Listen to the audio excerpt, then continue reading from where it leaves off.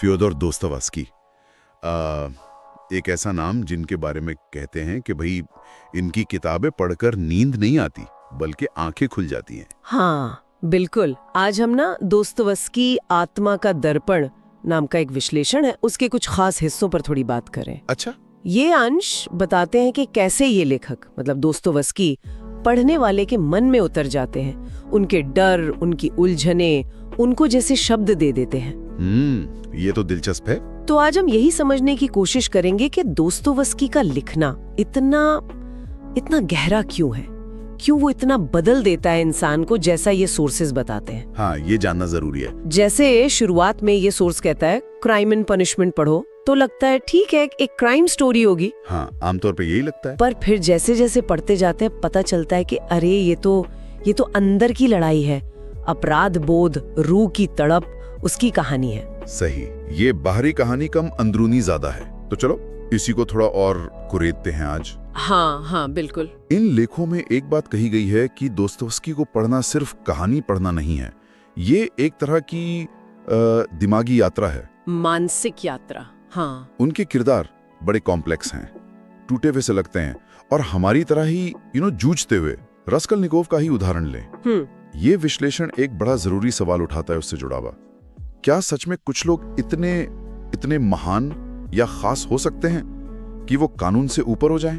हाँ, और ये सवाल उनके लेखन के बिल्कुल केंद्र में है ना। यहाँ ये भी दिलचस्प है, जैसा ये विश्लेषण बताता है कि दुख, पीड़ा, वो उनके यहाँ एक सेंट्रल कैरेक्टर जैसा है। अच्छा, दुख एक किरदार। हाँ, मतलब एक जगह कहा भी गया है दुखी एकमात्र चेतना है।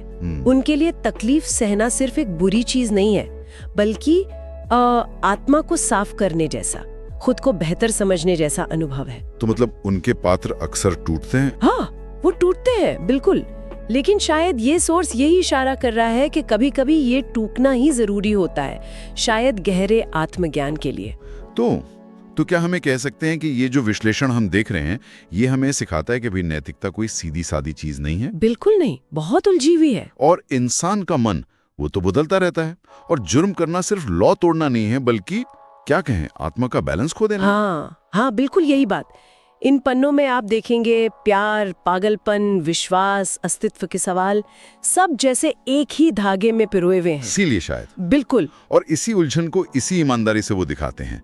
तभी तो इस विश्लेषण में एक पढ़ने वाले का अनुभव इतनी शिद्दत से लिखा है, दोस्तोवस्की ने मुझे मुझसे मिलवाया। वाह, ये तो बहुत बहुत गहरी बात है ना। इसका मतलब यही हुआ कि पढ़ने वाला उन किरदारों के नैतिक संघर्षों में, उनकी साइकोलॉजिकल गहराइयों में कहीं ना कहीं अपनी ही दबी हुई भावनाएं, अपने सवाल देखने लगता है। हाँ। तो ये सिर्फ कहानियां नहीं रह जाती, ये इंसान होने के मतलब पर एक गहरा विचार बन जाती हैं। इसीलिए ये विश्लेषण कहता है कि दोस्तोवस्की को पढ़ना चाहिए, मतलब खुद को जानने के लिए, इंसान की सोच की गहराइयों में उतरने के लिए। हाँ बिल्कुल।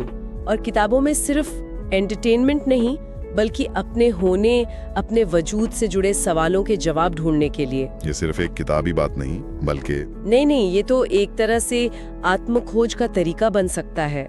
और हाँ, ये लेखक हमें कुछ ऐसी पंक्तियां भी देते हैं जो दिमाग में अटक जाती हैं। हाँ, जैसे वो दो विचार जिनका जिक्र है। एक तो इंसान कभी-कभी अपने दर्द से भी बेपनाह मोहब्बत कर बैठता है।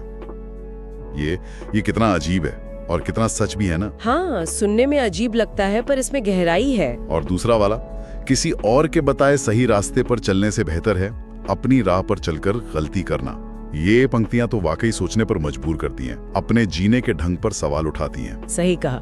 ये सिर्फ कोट्स नहीं है, ये जीवन के दर्शन पर, फलसफे पर छोटी छोटी खिड़कियां हैं जो दोस्तोवस्की खोलते हैं।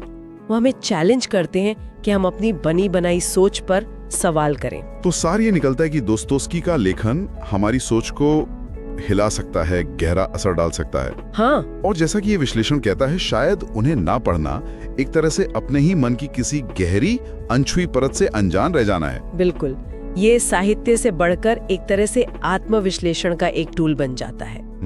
और यहीं से एक सवाल मन में आता है जिस पर शायद हम सब सोच सकते हैं।